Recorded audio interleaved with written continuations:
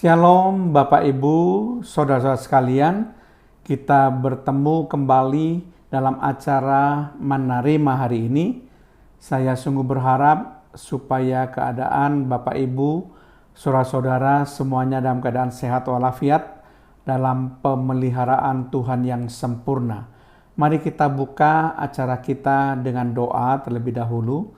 Terima kasih Tuhan kalau kami boleh diperkenankan untuk terus-menerus belajar firman Tuhan.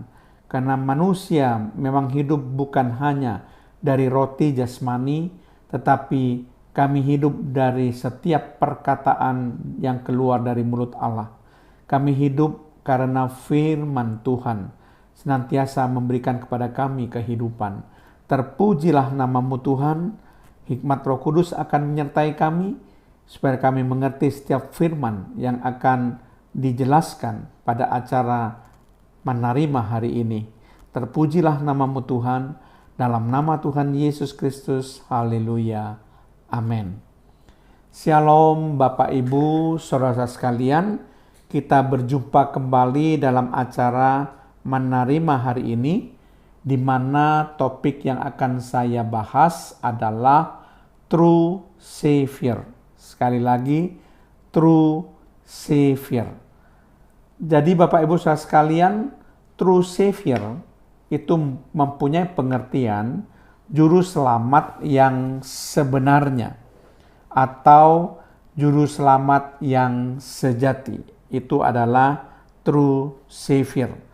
Nah, Bapak Ibu saudara sekalian, ada suatu kisah yang menarik di mana seorang yang baru belajar berenang itu ingin berenang di sebuah kolam.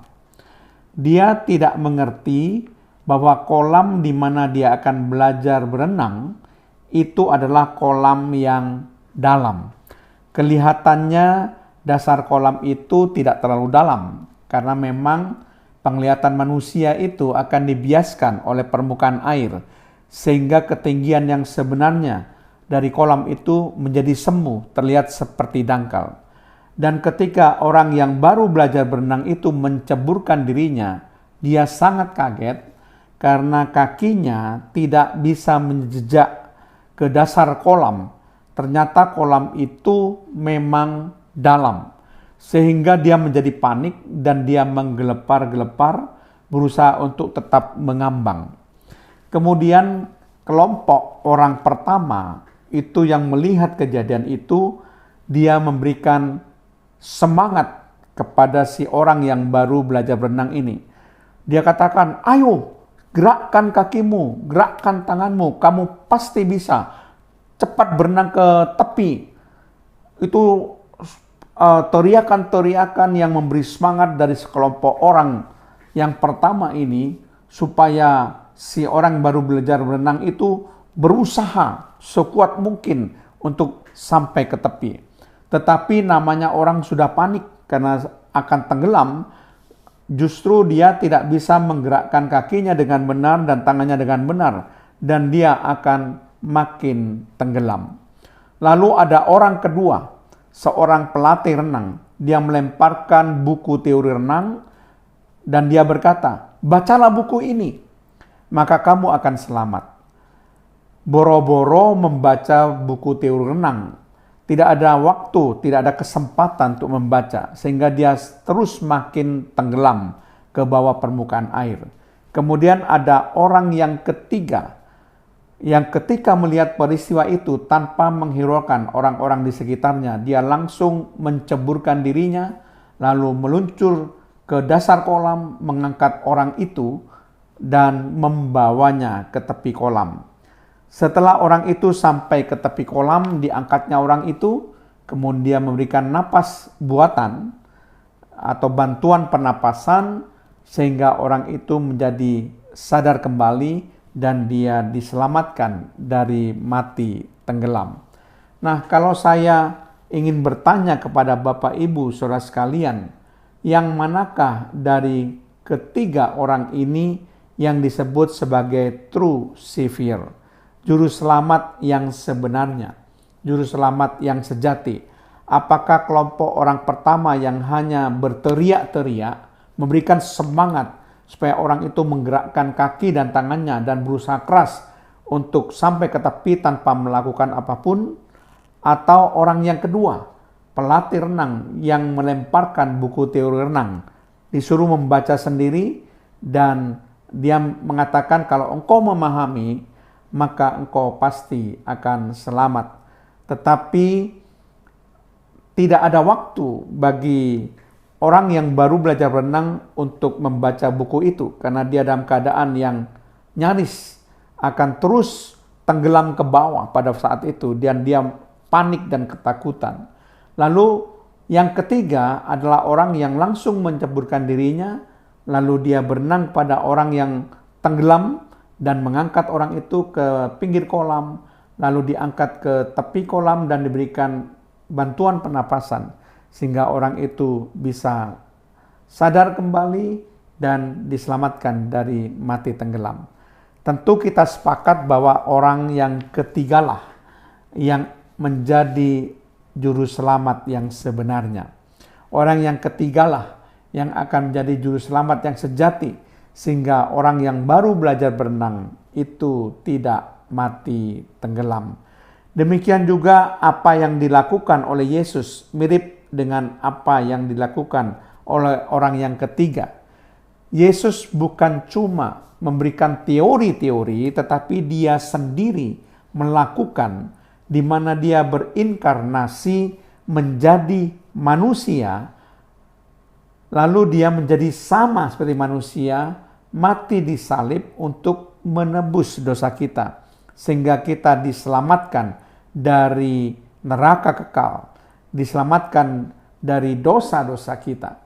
Nah, Bapak Ibu Saudara sekalian, Yesus itu adalah juru selamat yang sejati. Yesus adalah juru selamat yang sebenarnya dari umat manusia.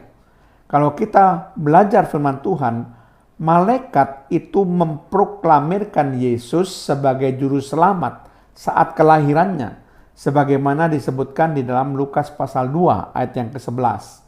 Hari ini telah lahir bagimu juru selamat. Sekali lagi, juru selamat, yaitu Kristus Tuhan di kota Daud. Jadi pada saat kelahirannya, malaikat memproklamirkan Yesus sebagai juru selamat manusia. Bahkan firman Tuhan juga menjelaskan bahwa Bapa telah mengutus anaknya, yaitu Yesus, menjadi juru selamat dunia.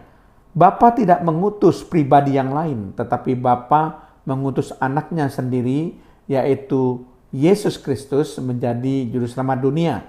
Sebagaimana dikatakan dalam surat 1 Yohanes pasal 4 ayat 14. Dan kami telah melihat dan bersaksi bahwa Bapa telah mengutus anaknya menjadi juru selamat dunia. Jadi jelas sekali bahwa juru selamat dunia itu adalah Yesus, bukan yang lain. Bahkan Yesus adalah satu-satunya juru selamat. Sebagaimana dikatakan dalam Kisah Para Rasul 4 ayat yang ke-12. Demikian bunyi firman Tuhan, dan keselamatan tidak ada di dalam siapapun juga selain di dalam Dia. Ini Dia huruf besar, maksudnya Yesus. Sebab di bawah kolong langit ini tidak ada nama lain yang diberikan kepada manusia yang olehnya kita dapat diselamatkan. Maksudnya tidak ada nama lain selain nama Yesus yang bisa memberi manusia keselamatan. Jadi di sini jelas keselamatan tidak ada dalam siapapun juga selain di dalam Yesus. Jadi Yesus adalah satu-satunya juru selamat manusia, bukan yang lain, sebagaimana Kisah Para Rasul 4 ayat 12 itu menjelaskan. Bahkan dijelaskan keselamatan yang ditawarkan oleh Yesus apabila orang percaya dan menerima Dia sebagai Tuhan dan Juru Selamat, itu adalah keselamatan yang pasti. Bukan keselamatan mudah-mudahan atau bukan keselamatan semoga, Sebagaimana dalam Roma pasal yang kelima ayat 9 sampai 10 mengatakan demikian. Lebih-lebih karena kita sekarang telah dibenarkan oleh darahnya, perhatikan di sini, kita pasti akan diselamatkan dari murka Allah. Nah, kalimat kita pasti akan diselamatkan dari murka Allah memberikan kepastian keselamatan. Ayat yang ke-10, sebab jikalau kita ketika masih seteru diperdamaikan dengan Allah oleh kematian anaknya, yaitu kematian Yesus, lebih-lebih kita yang sekarang telah diperdamaikan, pasti akan diselamatkan oleh hidupnya. Kata-kata pasti akan diselamatkan oleh hidupnya, itu berarti Yesus memberikan keselamatan yang pasti.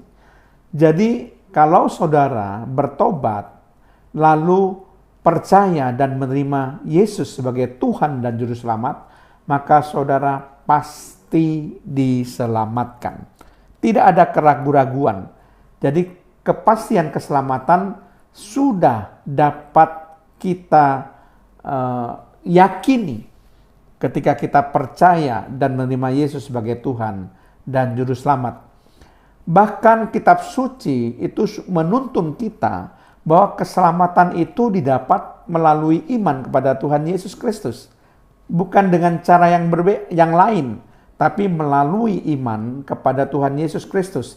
Sebagaimana dikatakan dalam surat 2 Timotius pasal 3 ayat yang ke-15 dikatakan, ingatlah juga bahwa dari kecil engkau sudah mengenal kitab suci yang dapat memberi hikmat kepadamu dan menuntun engkau kepada keselamatan oleh iman kepada Kristus Yesus.